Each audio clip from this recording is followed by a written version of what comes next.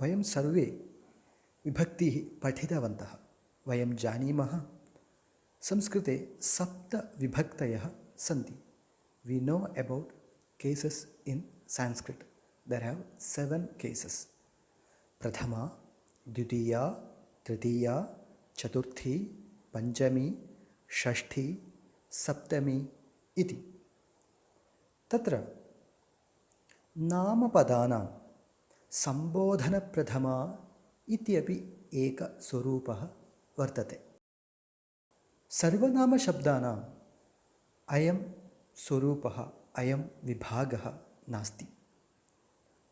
For noun, there have one more case, that is Sambodhana Prathama. For pronouns, there have no Sambodhana Prathama form. इदानीम् एतेषां विभक्तीनाम् अर्थः कः इति चिन्तयामः, अथवा एताभिः विभक्तिभिः कः अर्थः लभ्यते इति चिन्तयामः। Just see what are the meanings of these cases. Prathama Vibhakti. Prathama Vibhakti gives its own meaning. Prathama Vibhakti. Yad Vakyam Vadamaha Vayam Prathama Vibhaktau. Yad Padam Vadamaha Prathama Vibhaktau. Saeva Arthaha Suchyate. Dvitiya Vibhakti. Dvitiya Vibhakti, it means, it gives the meaning is two, and this case is using two as in objective. Anantaram Tritiya Vibhakti. Asya arthaha Angalaye by, with, along with. These are the meanings we will get for Tritiya Vibhakti. Chaturthi Vibhakti, fourth case. It will give the meaning for. Panchami Vibhakti, fifth case. It's give the meaning from.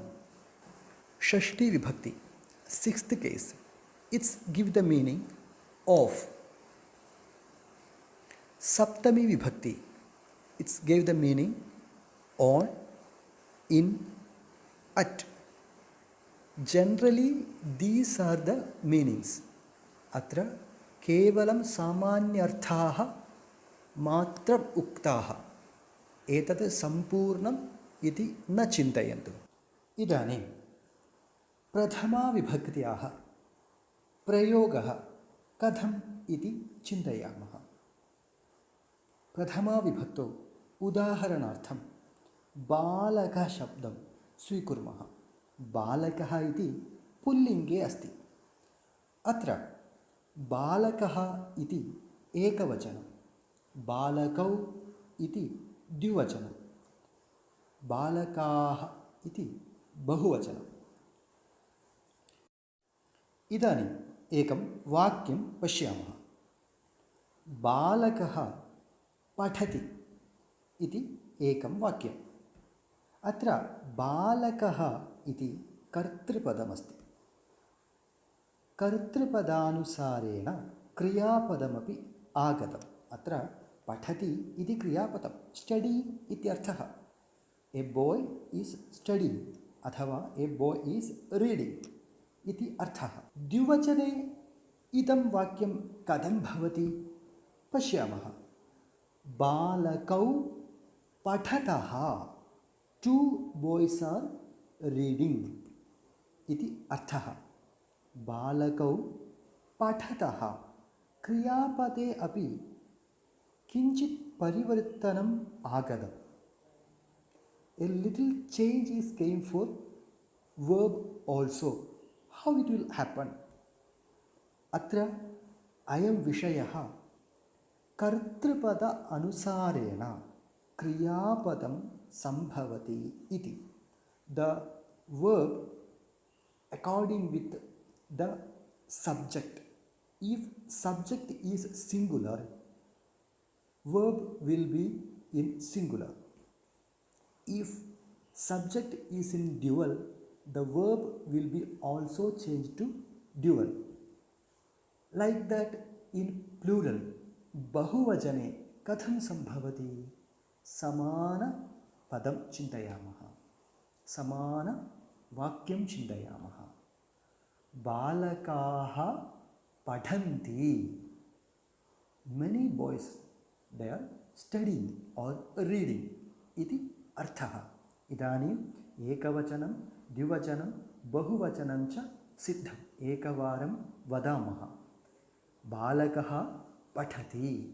Balakau pathataha. Balakaha pathanti. Iti.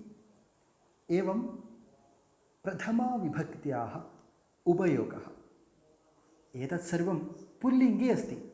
स्त्रीलिङ्गे कथं भवति? उदाहरणार्थं बालिका शब्दं पश्यामः. बालिका पठति, बालिके पठतः, बालिकाः पठन्ति इति अस्ति. तर्हि नपुंसकलिङ्गे कथं भवति? इदानीं पत्रं लीफ् इति उदाहरणं स्वीकुर्मः. पत्रं पतति, पत्रे पततः, पत्राणि पतन्ति. This is the usage of prathama vibhakti in pullingam, strilingam and napumsaka lingam. इदानीं द्वितीया विभक्तिं पश्यामः. Just see the second case. It means two. पुल्लिङ्गे द्वितीया विभक्तिः कथं भवति? बालकशब्दस्येव पश्यामः. बालकं, बालकौ, बालकान्. बालकम् in singular, बालकौ in dual, बालकान् in plural. How it will use? पश्यामः. अध्यापकः बालकं वदति. Teacher instructing or telling something to the boy. अध्यापकः बालकौ वदति. बालकौ इति द्विवचने अस्ति. बालकौ इस् इन् ड्युवल्. परन्तु अध्यापकः बालकौ वदति, अध्यापकः बालकं वदति. अत्र क्रियापदस्य भेदः नास्ति. किमर्थं भेदः नास्ति? अत्र कर्तृपदस्य अध्यापकः इति शब्दस्य भेदः नास्ति. कर्तृपदं प्रथमा विभक्तौ एव अस्ति, एकवचने एव अस्ति. In these two examples, balakam vadati, balakau vadati, here object is singular and dual, but there have no change in verb. Adhyapakah vadati. Why there have no change in verbs? Because the subject is same, subject is in singular form, so the verb according with the subject. That's why there have no change in verb. एवमेव बहुवचने अपि कथं सम्भवति? अध्यापकः बालकान् वदति. Teacher telling something to many boys. एतत् सर्वं पुल्लिङ्गे अस्ति. These are in पुल्लिङ्ग प्रयोग. स्त्रीलिङ्गे कथं भवति? बालिका शब्दमुपयुज्य पश्यामः. अध्यापकः बालिकां वदति, अध्यापकः बालिके वदति, अध्यापकः बालिकाः वदति. समानं नपुंसकलिङ्गेपि कथं भवति? अध्यापकः मित्रं वदति, अध्यापकः मित्रे वदति, अध्यापकः मित्राणि वदति. एवं भवति. इदानीं तृतीया विभक्तिम् अधिकृत्य चिन्तयामः. तृतीया विभक्तेः सामान्यार्थः बै, वित्, अलाङ्ग् वित् इति आङ्ग्लेयभाषायां वर्तते. We are discussing about third case. It will give the meaning by, with, along with. तृतीया विभक्त्यां रूपाणि कथं भवति? पुल्लिङ्गे बालकशब्दस्य बालकेन, बालकाभ्यां, बालकैः इति। स्त्रीलिङ्गे बालिकाशब्दस्य बालिकया, बालिकाभ्यां, बालिकाभिः इति भवति। नपुंसकलिङ्गे पत्रम् इति शब्दस्य पश्यामः। पत्रेण, पत्राभ्यां, पत्रैः एवं भवति। एतस्य प्रयोगान् पश्यामः। आङ्ग्लेयभाषायां वित् इति अर्थे कथम् अस्य प्रयोगः इति प्रथमं पश्यामः।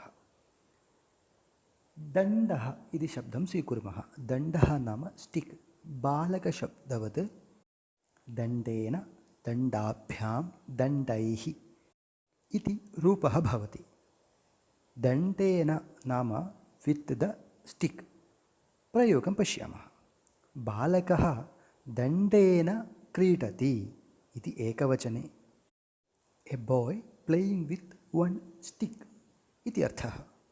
द्विवचने कथं भवति? बालकः दण्डाभ्यां क्रीडति। ए बाय् प्लेयिङ्ग् वित् टु स्टिक्स्। बहुवचने कथं भवति? बालकः दण्डैः क्रीडति। ए बाय् प्लेयिङ्ग् वित् मेनी स्टिक्स्।